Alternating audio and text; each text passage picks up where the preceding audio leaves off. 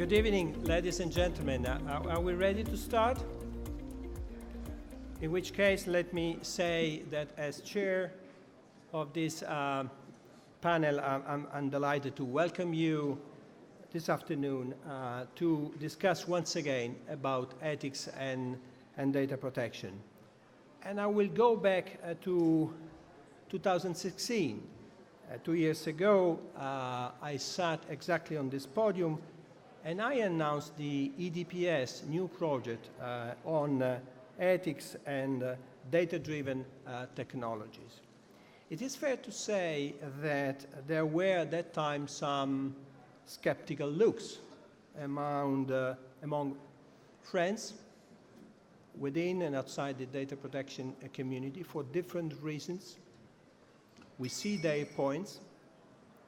However, there is a good signal to be now highlighted with you, and it relates once again to Cpdp.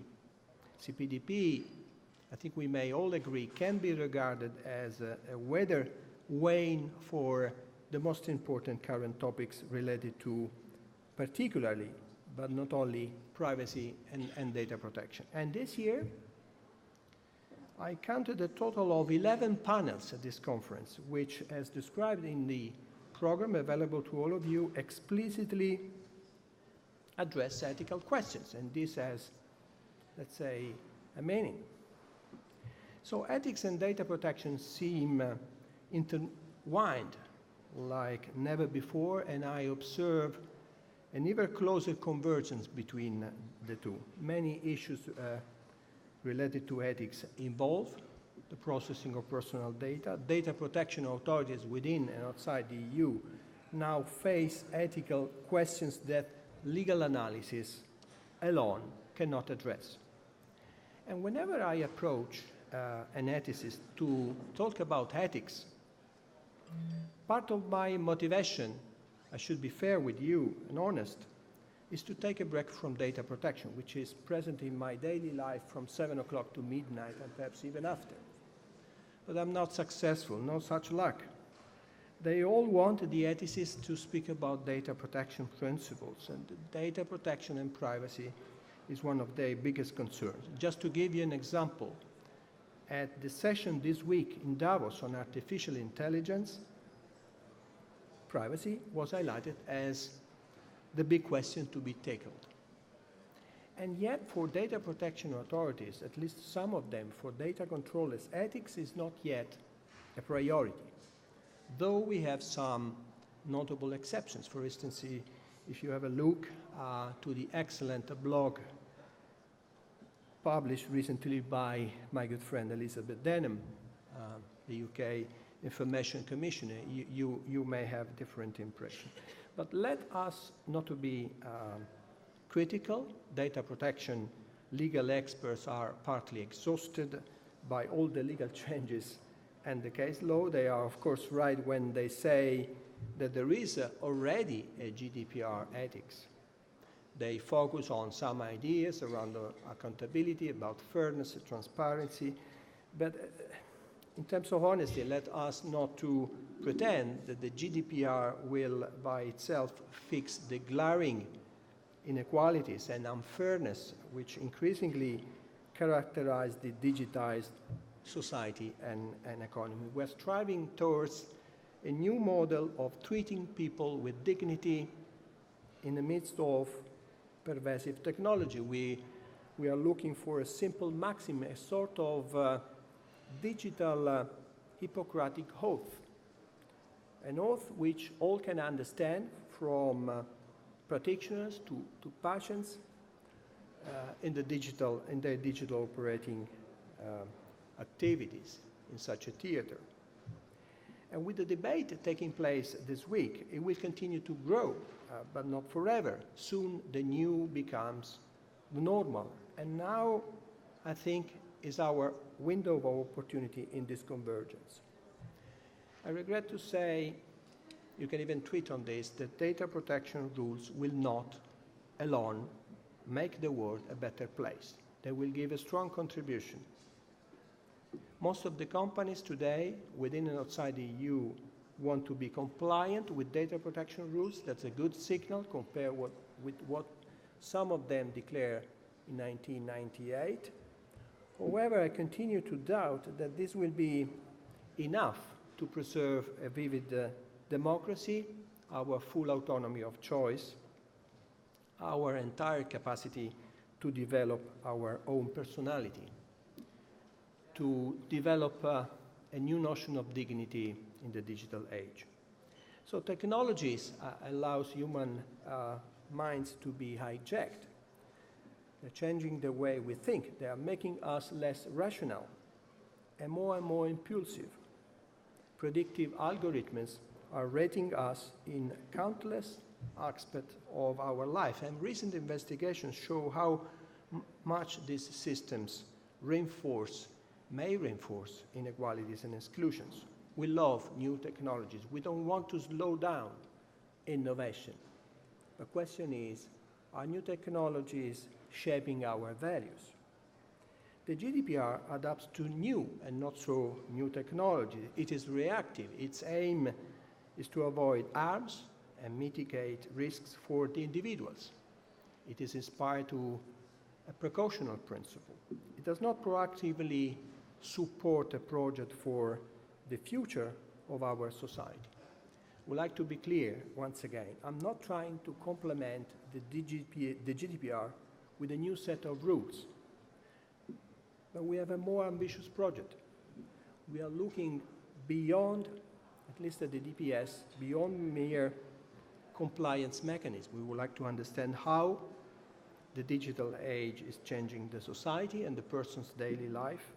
And we would like to see if ethics can do something about it. And this is why we're here once again today. So we'd like to introduce now the Ethics Advisory Group once again. The group we set up meets today for the last time to present its ideas to you.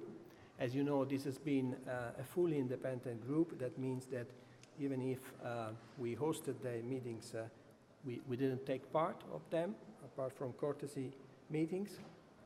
And they have approached, in the last few hours, the report, which has been just published on our website. I would like to really thank them for their excellent work, which has been done pro bono, entirely voluntarily.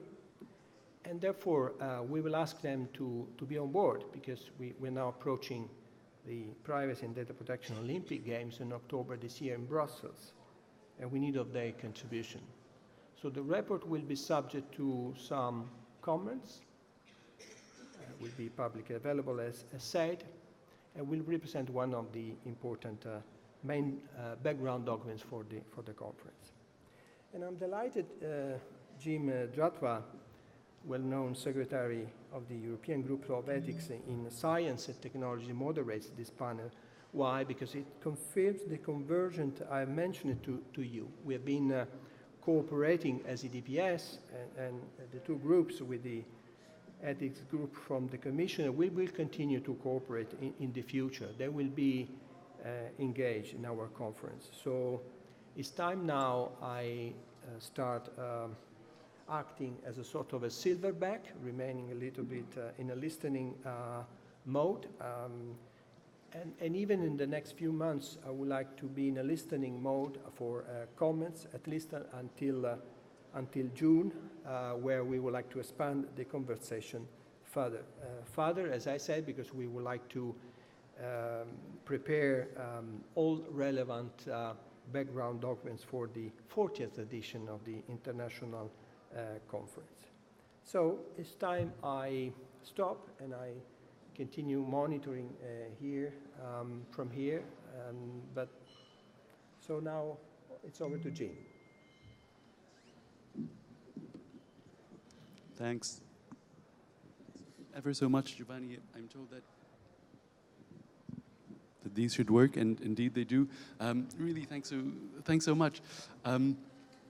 So exactly in the spirit of what you were saying, we have a stellar lineup of speakers, and I will introduce them to you before they speak. We've asked each of them to take the floor for around about 8 minutes, so that you have a great overview of interesting perspectives on the report, and at the same time we have enough time for questions.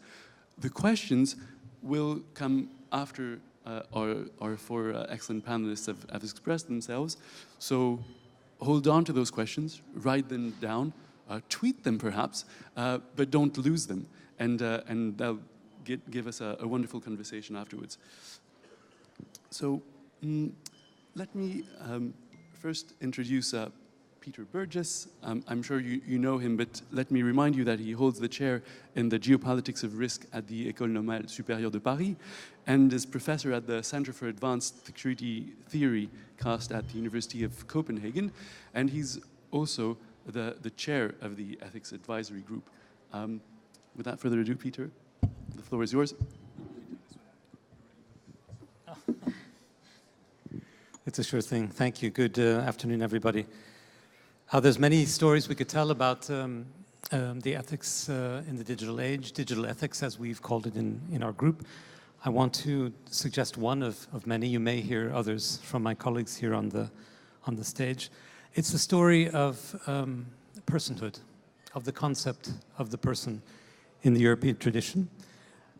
And when we talk about the protection of personal data, we're led immediately, according to this story, to ask, what is it that's being protected when personal data is being protected? What is it actually that's being protected? Is it the person, him or herself? Not exactly. It's not the person who's being protected, at least not in any simple way, in the way that a border or a wall or a protective garment would protect the person. No, it's not that kind of protection. But there's, of course, some sort of protection going on.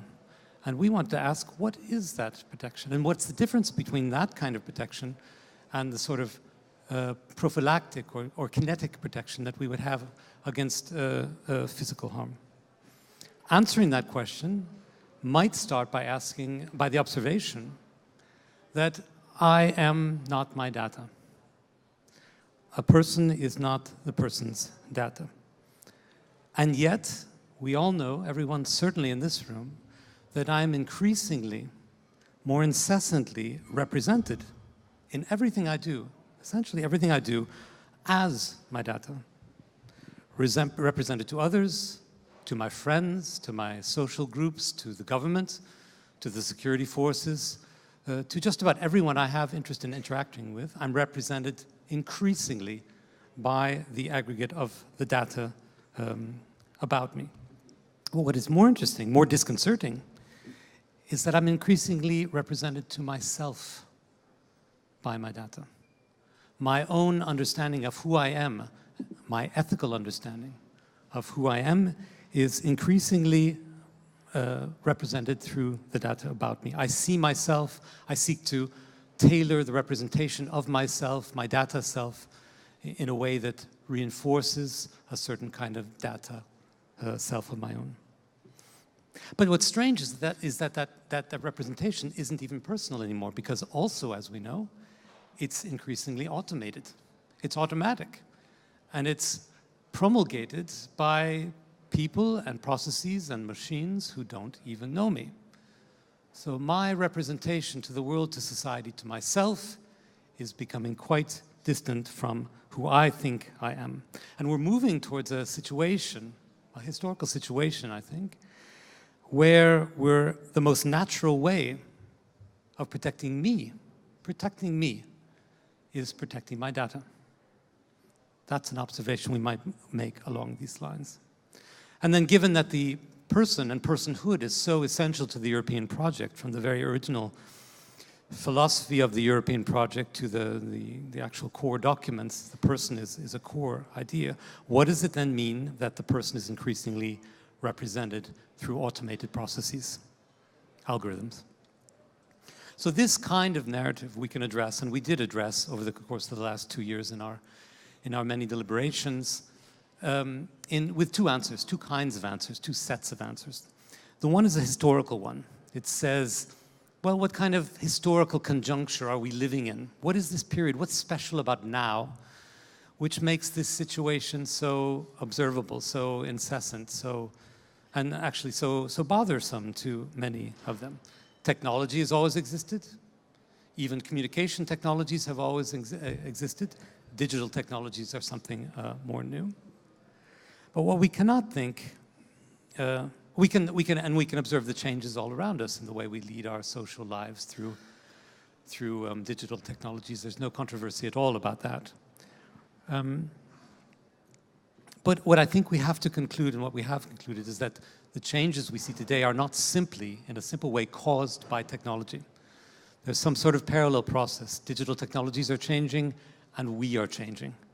So there's nothing about the person, the human, that's eternal, that's gone on forever. And we want to understand what's changing about humanity, about the person, about the legal and ethical subject, and how is it related to the changes that we see in digital technologies. This is what we call shifts in our report. The shifts in the way that we understand knowledge, the way we understand our existence, the way we understand our social and cultural settings and our relationship to each other. The second answer to this question is about values, thus shifts and values in the title of this panel tonight. So one way that any organization defines the human, and certainly the European Union as an organization is a leader in this, is through its values. A human being is a certain kind of being who holds a certain kind of values, a certain set of values. So this is a pure European approach, sort of a grandchild of natural law, is defining humans as holders of values. How they come to be the values that we hold is another question, and it's often not really taken up very, very directly. But the question that we pose in the group, and the question we pose relative to changing digital technologies, the changing technological scene, is how the traditional values that we hold so dear, that make the foundation of the European project, how they are impacted by the digital technologies. Are the values changing? Are they relevant today? So we could take, there are many examples, of course, in the European project, take dignity or autonomy as the core values. Are we as autonomous as Immanuel Kant envisaged when he first defined dignity as part of the European spirit? Or are we far more dependent on the way that algorithms define us, that algorithms and automated processes ascribe values to us through the aggregation of our data? Is there something that's changing? Do we need to reinterpret these core values for the digital age? And that's something that more or less, with some discussion and lots of controversy, we've agreed in the group that we do need to indeed retool, reinterpret the traditional values, holding what seems to be eternal, and reapplying them for the digital reality that we live in today. Thanks ever so much. Issues of protection, of personhood. Protecting me is protecting my data, even though I'm not exactly my data. Changing technologies, changing values, changing selves.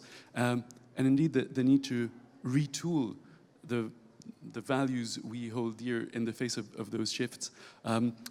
I see that the room is bubbling up with questions, but please hold on to them. As we said, we're gonna wait until all four speakers have spoken.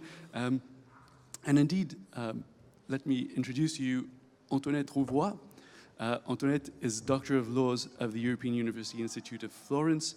She is Permanent Research Associate at the Belgian National Fund for Scientific Research, the FNRS, Senior Researcher at the Research Center Information Law and Society, the Law Faculty, and Professor of Questions of Applied Ethics after the Digital Turn in the Department of Philosophy at the University of Namur in Belgium. How topical. And Antoinette, the floor is yours.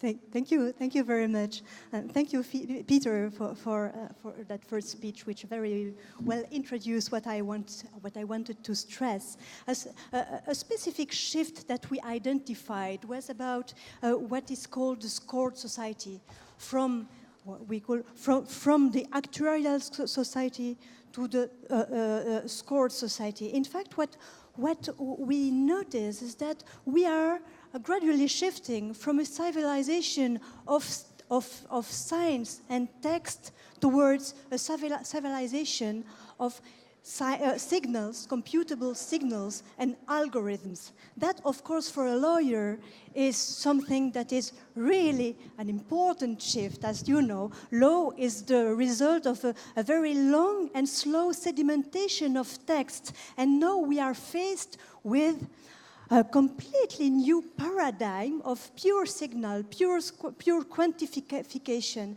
and a society of metrics.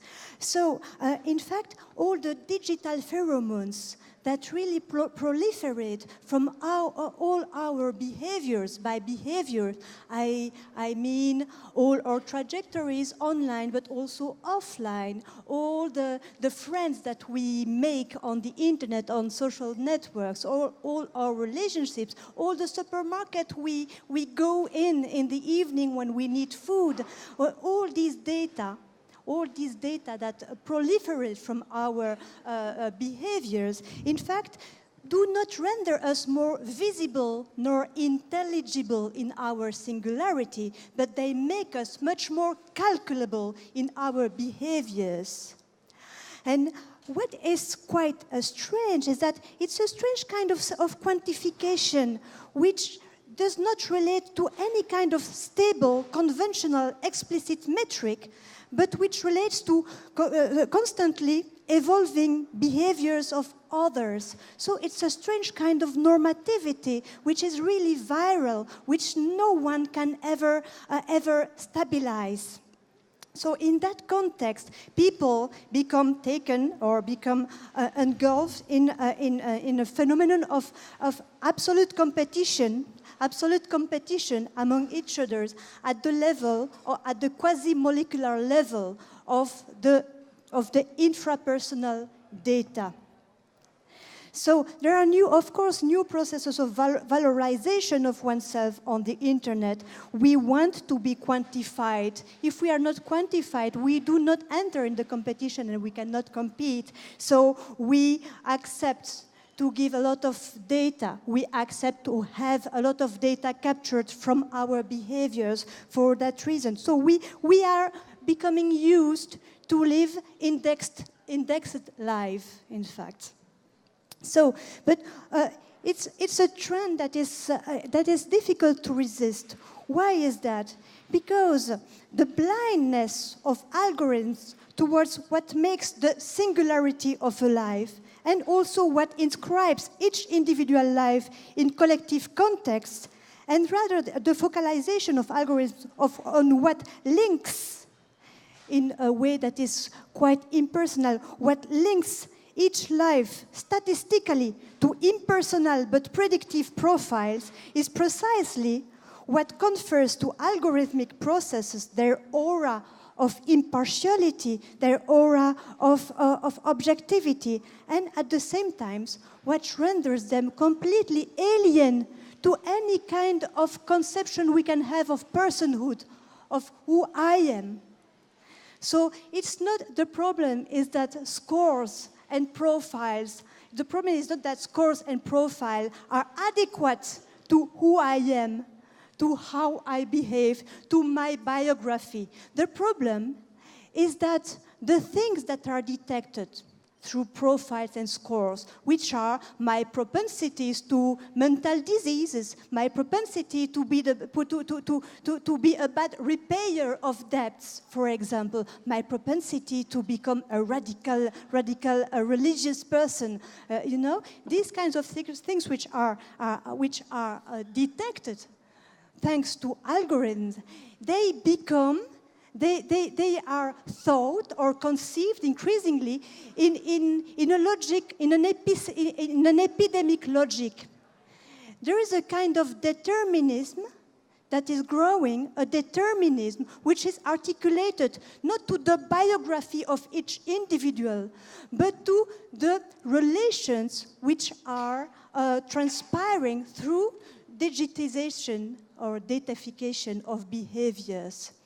you know? So the crime, the risk of criminality, risk of recidivism, risk of bad repayment or failure to repay become seen as epidemic. If, for example, you live nearby a supermarket which has a lot of clients which are very poor and don't pay their debts, there is a risk that you cannot get a mortgage from the bank because you just, even if you have always repaid your debt, even if you have a good job, a well-paying job, you may be refused a loan because you know, you are in the vicinity of other people which don't pay their debts. So you see, it's a change in the way we perceive risks, and risks are detected.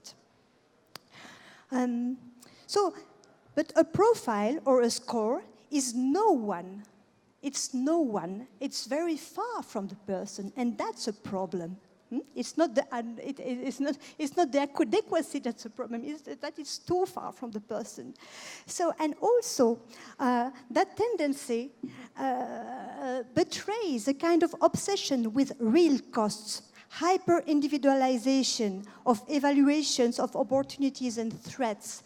You know, uncertainty has always been with us, and we have been used to deal with radical uncertainty by, for example, pooling risks. You know, you pool the risks, and you don't eliminate uncertainty, but the incompressible remain of uncertainty is shared among a lot of people. That's the principle of solidarity. But now, with big data and algorithms allowing for individual scores to be distributed to individual persons, the idea is that each person will have to pay for his or her real cost.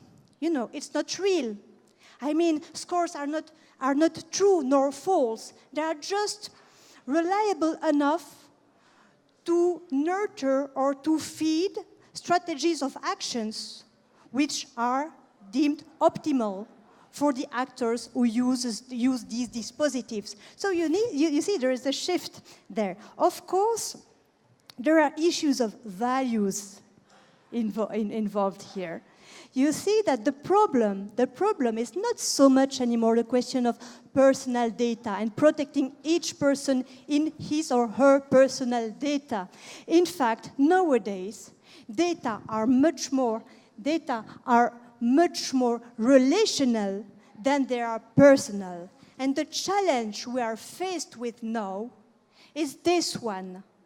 How shall we protect the collective issues, the collective values, the collective frameworks we live in, which are impacted by the use of our digital pheromones? And that's a question. And how can data protection, you know, entrapped as it is in an individualistic view of personal data, evolve as to ensure that we keep going in the right direction, in order to preserve the solidarities to which we are attached, if we are attached to them, you know? So I think I will keep it here then, because I'm... because it's a wonderful point on which to end. Okay, yes. Thank you very much. No, thanks ever so much indeed. Really, really great. A society of metrics, a viral normativity, escaping stabilization, the blindness of algorithms to the singularity of each life, and then this intriguing, important point on personal data and relational data, and you know, how do we protect then values which we hold dear, such as solidarity? Thanks so much, really, and we pursue this exploration of the shifts with Jeroen van den Hoven. Jeroen is university professor and professor of ethics, ethics and technology at Delft University. He is founding editor-in-chief of the journal Ethics and Information Technology. He is the winner in 2009 of the World Technology Award for Ethics, and I should add that he is also an esteemed member of the European Group on Ethics in Science and New Technologies. Jeroen, please, the floor is yours. I think. Yeah. Great. So thank you. I've really appreciated serving on this committee, and it has dealt with all of the topics that you have heard my colleagues speak about, and you will hear more about. But what I was really impressed about was the initiative by itself by Giovanni Buttarelli to cast the net really wide and to start to think about what really is at stake. And I think he was right to frame it in terms of digital ethics. The digital technologies are converging, but also the ethical issues are converging. It's very difficult to separate out the autonomy and the privacy and the property and the transparency and all of these issues. They're all, as the technologies are converging and merging and forming all kinds of fascinating combinations, these are also emerging. And therefore we need to stand back and see what's really at stake. And that is, of course, human beings in a digital society. What they need, what their rights are, what the quality of their life is, and whether they can make sense of themselves, as Peter and Antoinette have been saying. So that's what's at stake. And the people who are here in the audience, of course, know full well that information is incredibly important in that respect. Information is a way to get to people. They can be exploited, they can be discriminated against, they can be harmed, they can be killed, they can be in subtle ways and insidious ways be manipulated. And so that is what is at stake. And therefore I think we need to look at it from that point of view. And if we don't do that, I think we have a problem. In order to cast the net wider, I think we need to revisit some of our ethical tools, some of the basic concepts that we've been working with. And that is, for example, as Giovanni has also sometimes drawn attention to, the idea of data. So it is not only personal data, but it is also the data that are not in a strict sense about persons, but can be used to get to people, right? In the end, we will know whether they have served for that purpose or not.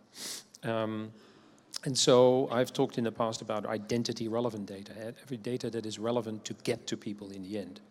I think we also need to cast the net wider in terms of looking at systems of systems of systems. If you look at the data, big data ecosystem, it is much broader than just this or that, a little kind of application or system or connection between databases, etc., and software that is running.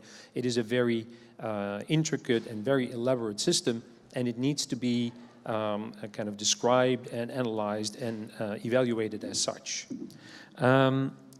Furthermore, agency is a very important notion.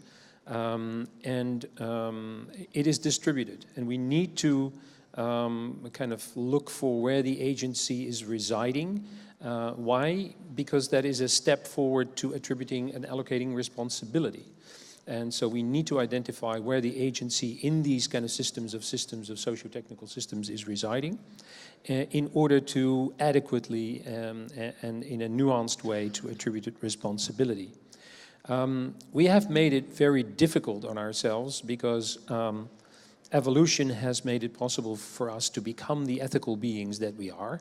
And now we have created, scaffolded by the same kind of the results of the evolution, wonderful technology, but we have lost our way in that very complex technological society. And one of the results of that is that we have trouble in allocating responsibility. And that was a very important ingredient in being the moral beings that we are, that we relate to each other in a way that is grounded in relationships of responsibility. And so we need to find where the agency is, have very precise, let's say, ethical instruments in order to help ourselves to that new kind of framework. I sometimes compared it to, you know, we're trying to repair a Swiss precision watch with a sledgehammer. The world is so very complex, it's very complicated, and we come to it with very crude notions of ethical notions like responsibility, and that is just too crude an instrument, right? And so we need to develop not only the technologies, but we also need to develop our ethical instruments. And that is a new way of doing ethics. That is, it calls for a way of designing for these ethical notions and all the values that have been mentioned, like privacy and democracy. And if we don't intentionally and very consciously and meticulously design for those values, we will go nowhere. You know, all our ethical deliberations and cogitations will just not be effective. So that's a very important one. I was struck by a remark by Angela Merkel in Davos yesterday, I think. She said, what we all know, data will be the raw material of the 21st century. The question who owns that data will decide whether democracy, the participatory social model, and economic prosperity can be combined. Well, it's almost as if she had been reading our kind of report, because that is one of our key recommendations or observations, that we need to combine the use of the digital technologies and the big data, and at the same time, of course, respect all the values and the ethical considerations that we have brought to the table. So it is that combination. Yeah. And that is what we draw attention to the European idea of responsible innovation and designing for values. And of course, you're all familiar with this idea for designing for privacy, designing for data protection and by privacy by design, but it's much broader. We need to be able to design for accountability and dignity even, and democracy, and all of these notions. And that is, again, that calls for a shift in the way we do ethics and the way we conceive of ethics. So, and that sounds very simple, but it's very difficult to do. I'm of the opinion that unless we can conceive of digital innovation as a moral endeavor, I think we are in a bad situation. Great, thanks, really, thanks a lot.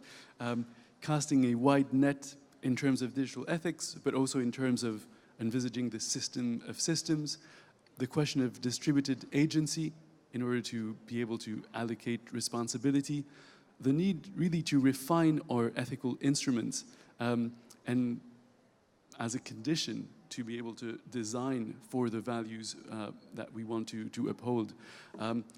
Brilliant, and now we turn our attention to you, Aurélie. Aurélie Pauls is an economist, an econometrist and statistician by education, and has been involved in the analysis of data from the very beginning of this activity. She's an important actor in the field of digital data, and she runs her own consulting business in Spain after selling her own first startup, her first company a few years ago. Aurélie, thanks so much. The floor is yours. Thank you, Jim, and thank you for having me. So thank you for your introductions and also for your inputs. Maybe to close down this chapter before we come to the questions and the drinks as well afterwards. During my years of official training and education, there were basically two subjects to which I paid very little attention. It started in secondary school, and the first one was philosophy. I preferred mathematics, and it continued at university as I preferred statistics and econometrics to any kind of stuffy, static teaching of the law. So you can imagine when I was asked to join the ethics advisory group, I totally felt at home. Just as I feel like at these conferences, compared to the ones on big data, more technological and less gender balanced. So being a data geek, I logically turned to the internet for a very simple reason, which we talked about as well, which is data. And the sheer proliferation of it compared to going to the Institut National de Statistics to get diskettes to support my business models for the companies I was working for. It's really has evolved since then. So the idea was to have data to render decision-making less subjective, one project at a time. And I turned into an internet entrepreneur, and we were going to change the world order. We were going to model these decisions, these decision-making processes, to render them more objective, to optimize case by case, depending on the topics we worked on. And it allowed us also for new life choices, to become independent entrepreneurs in charge of our own lives, not employees with all the risks and freedoms that this entailed. It meant blurring of professional and private lives, and for some of us, it also meant entering the joyful game of having venture capitalists back our endeavors, which is also rather important. So I was lucky because my family backed it, so no debt, and as an economist, or maybe despite being an economist, I have problem with debt. But independent of the type of financial backing, time has also taught me an important lesson. It's not easy being an entrepreneur, you sacrifice a lot, and the end game is also the same, is always the same, getting acquired. This is also where you go through euphoria, even more sacrifices during your earn-out period, to then inevitably, I have come to the conclusion, fall into depression. So economic research has shown that 80% of mergers and acquisitions fail.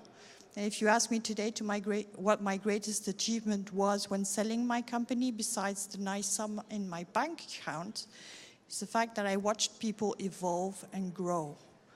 And the human aspect is what made it worth it.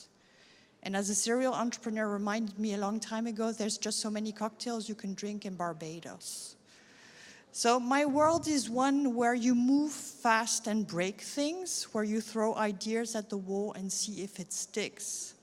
I've been taught over the 20 years to keep it simple and stupid. There's an acronym for that, which is KISS, which typically doesn't work for the it depends stances I hear more often in this environment when we talk about legislation, and certainly when we talk about the shifts in our values and what makes for the basis of the European projects.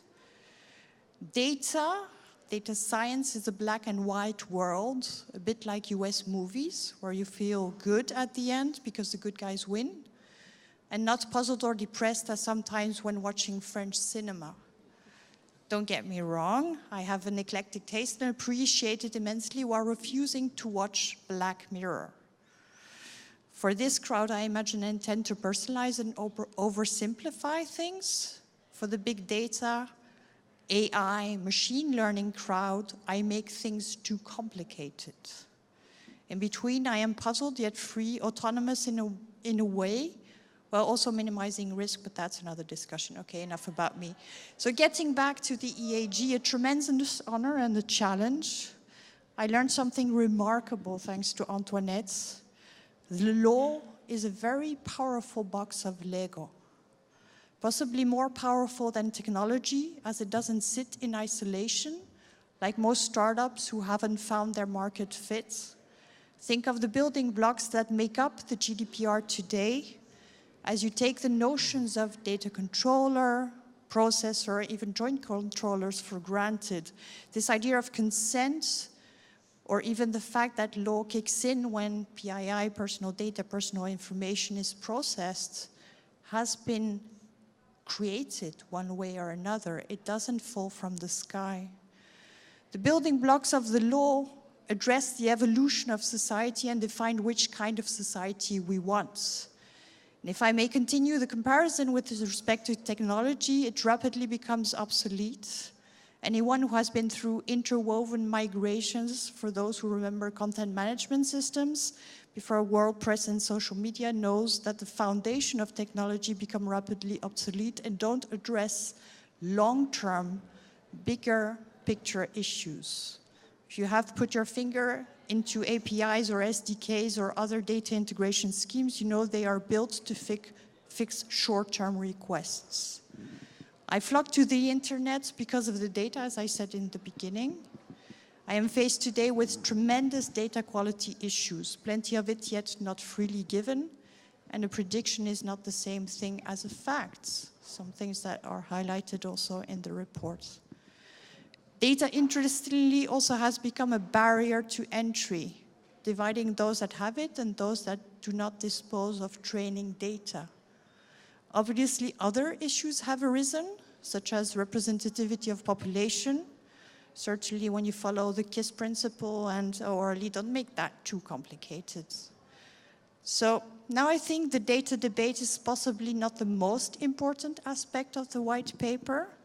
And I welcome very much this focus of shifts and values put together and agreed upon by Peter, Jeroen, and Luciano. This white paper lays the groundwork for discussions about which kind of digitalized world we want to build and live for children, assuring also intergenerational solidarity, where possibly this aspect of human flourishing might not be inclusive enough, just like optimizing from a single angle and having overwhelming market share is possibly not enough to assure recital 4 of the GDPR is respected. The processing of personal data should be designed to serve mankind. It could be rewritten as the processing of data should be designed to serve humanity, but I'm not here to discuss the GDPR. I do, however, see it as an evolution, a welcomed evolution in the digital Wild West. I have learned to move fast and break things while not raising questions. And while we all scratch our heads to embrace and put to work the principles of accountability to figure out the GDPR, we still have a long way to go to assure incentives are aligned. So hopefully this document is a way forward in the debate. Thank you very much. James. Thanks so much. Now, Of course. we've been listening this individual, let's say, complementary comments to the report now available to all of you. We'd like to take this opportunity to pay tribute to other two missing experts. Luciano Floridi, who was unable to join us today. He contributed as well to the report, as well as Jeroen Lanier, who contributed remotely in regular stages. I've seen a lot of good input for a debate. Peter started by saying, I'm not my data. Then Antoinette started by focusing on how difficult it is to resist to certain trends. And I've heard a lot of comments about the risk of let's say, collective use of data regardless of, let's say, adverse effect on single individuals. And this leads to a prediction that perhaps the notion of personal data may disappear in 10 years from now, at least by a substantive viewpoint. Anyway, the absence of these two members may allow to make profit of this remaining 20 minutes for some burning questions. Perhaps someone would like to act as icebreaker. So I give you back the floor, and I think you may lead the discussion in a very efficient way. That's great. Thanks ever so much, Giovanni. And indeed, you were finishing your excellent presentation with this question of the interactions between technology, ethics, and the law, and indeed with the importance of raising questions. And this is where we turn to you. Yes, absolutely. Now, we're happy to share some of the microphones that we have on stage, unless there is some way that you can, yeah, if it's easy for you to go there, then please do so, and otherwise we'll bring you a microphone from the stage.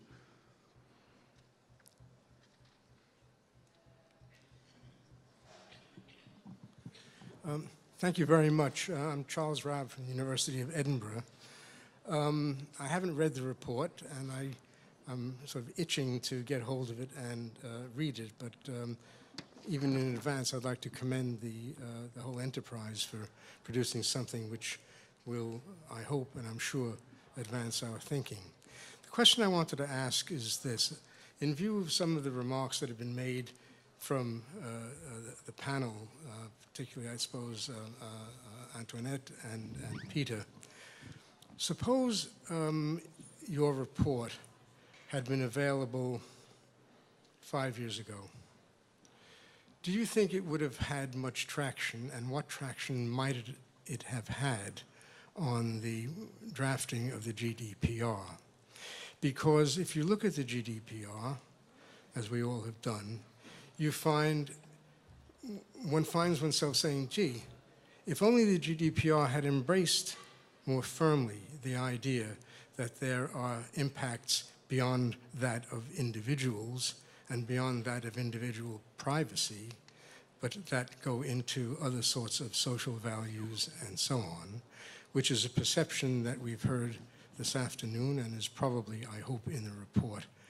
Do you think it would have affected the process and the outcome of the GDPR if they had had that kind of thinking not available? I don't just mean a report, but a discourse that would have circulated around the report, feeding into the process of producing a regulation. Thank you. Thanks ever so much. Very tricky, very interesting question. I leave it to all 5 of you to take it up. And just to say, if you have questions which you'd like to raise, please do not hesitate to go in front of that microphone, and that will be a perfect way to proceed with that. Yes, thank you very much. This is indeed a very good question and a very tricky one indeed, and politically, I would say, touchy question as well. I'm not sure. I do hope it would have changed some things in the process and also the results of the discussions leading to the GDPR, which is already an achievement, of course, but which doesn't go far enough in order to take on board all the issues which are the most pressing issues, which are the issue arising not from personal data, but from the possible aggregations and inductions made from even anonymous data. You know, you don't need personal data in order to personalize things or to profile people or their behaviors in quite precise manners. So I hope it would have changed something, but I doubt, I'm not sure it would have, because that would have had as a consequence that Europe would have had to regulate quite strictly the proliferation and the collection of even non-personal data. And it's quite logic that the European Union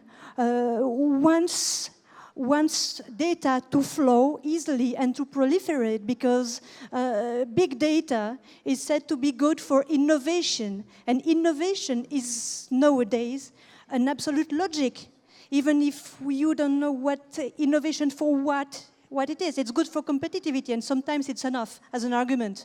I don't find it enough. I think we have to think back to what Gaston Berger invented when he first said the word prospective. And prospective is not just, you know, generalizing tendencies and trying to make the most and to optimize your actions in order to take the most you can from the speculative spaces that you create by extending what's already there, you know. Prospective has to do with deciding in common what the future must look like and how different it must be from what it is. And I think that that effort of prospective, which is a political effort, may not have been done enough, I think. Instead, there was the tendency was really to favor the European competition, which is a noble end in its own, but it cannot be the only one, I think. Optimization must sometimes be put aside when there are other goals to fulfill. For example, the pursuit of justice, the pursuit of equality of opportunity, of solidarity, and of a livable and sustainable ecosystem.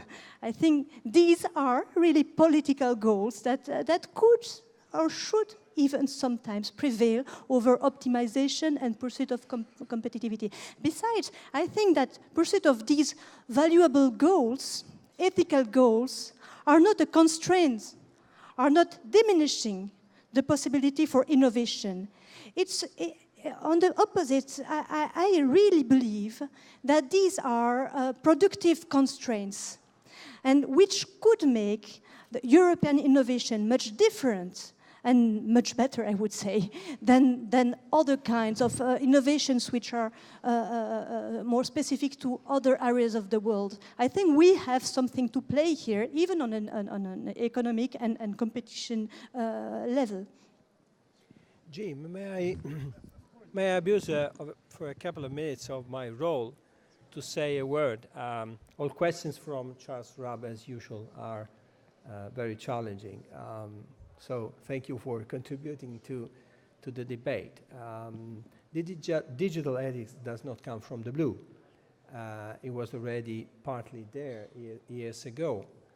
But I think what we have in mind today is also linked to recent development of certain new technologies, which were not so, let's say, present at that time. The concentration of data in the hands of few, and artificial intelligence, so is a more recent reality. But your question allows me to remind you that due to some good friends, GDPR already contains all the elements relevant in terms of ethics, transparency, fairness, accountability. Others believe that accountability is the only platform where ethics is to be developed, while I'm afraid we are thinking to something else. I don't know if one day we will have a legal framework saying that the processing of personal data is only lawful and fair, provided that you also respect, in addition to certain precautionary rules, also ethical principles. Perhaps it's too early. And perhaps the digital ethics will be developed outside, entirely outside the data protection legal framework. So I'm not sure an early debate would have a different impact. That's my small contribution to the question. Please go ahead. This is such a, there's another question coming up. Okay, so maybe we can provide rather short answers, or, yeah? No, I think it's very difficult, Charles, to do this kind of counterfactual history or a policy impact analysis. But it's, I think, if we would have had a report, kind of irrespective of the contents of this report, but you know, the report or the gesture of the EDPS 5 years ago to put ethics on the agenda squarely and say, well, there is actually more, and we have to think beyond the GDPR and positive law, because the problems are so large that are coming. They're all interconnected. We need to shift gears, right? That I think that would have been a very important statement at that time. Look at how narratives or discourses or debates are kind of, you know, reaching a tipping point, as with respect to, for example, the debates about Silicon Valley. You know, a year ago, everyone was kind of, you know, oh, this interesting stuff. Now, suddenly, everyone is very, very critical, also here in Brussels. I mean, so these kind of movements can make a huge difference when they're timed, you know, rightly. So.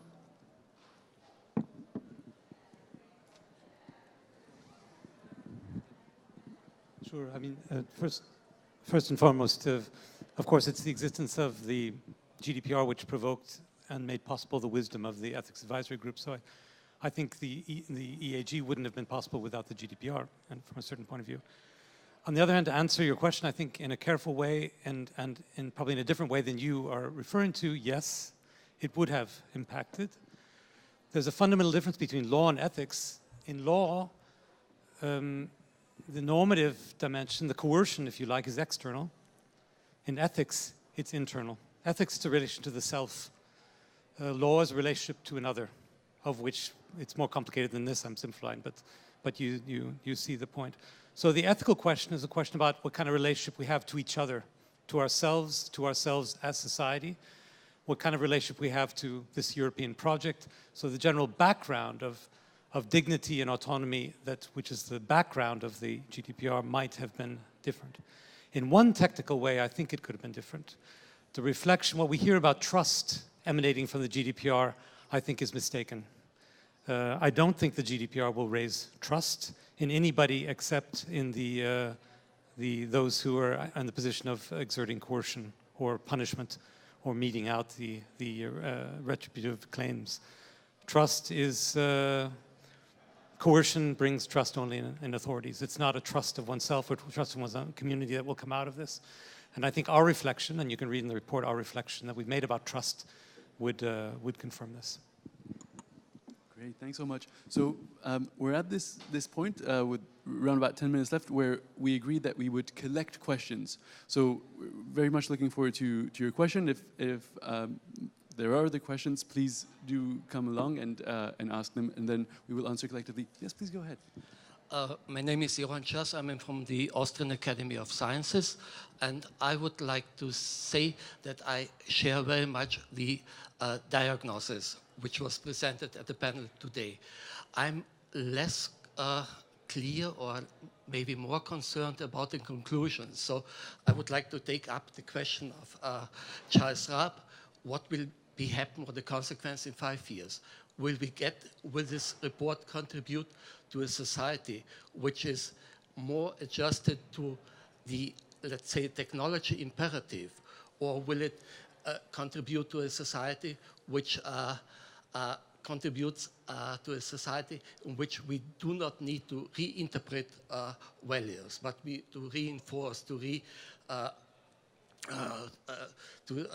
strengthen values, in which we don't have to analyze responsibility, but we assign responsibility to policy making, in which possibly instead of the imperative of innovation, competitiveness, solidarity plays a stronger role. Thank you. It's a very complicated question also.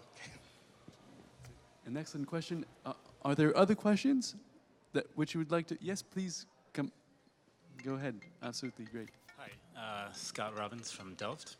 I actually was picking up on something that you said, Professor van den Hoven, on the distribution of agency and how, and I agree that it's so important to figure this out and then to assign, do this ascription of responsibility. However, I'm a little bit worried about what we might find, and I'm curious as to your thoughts on expanding about this concept, because we might find that we have all these agents working, especially in the age of artificial intelligence and robotics, that can't accept responsibility in the sense that we're probably thinking about, which isn't just causal responsibility, but we're holding them responsible in the way we normally do. So interesting. Just hear your thoughts. Perfect timing for a last question.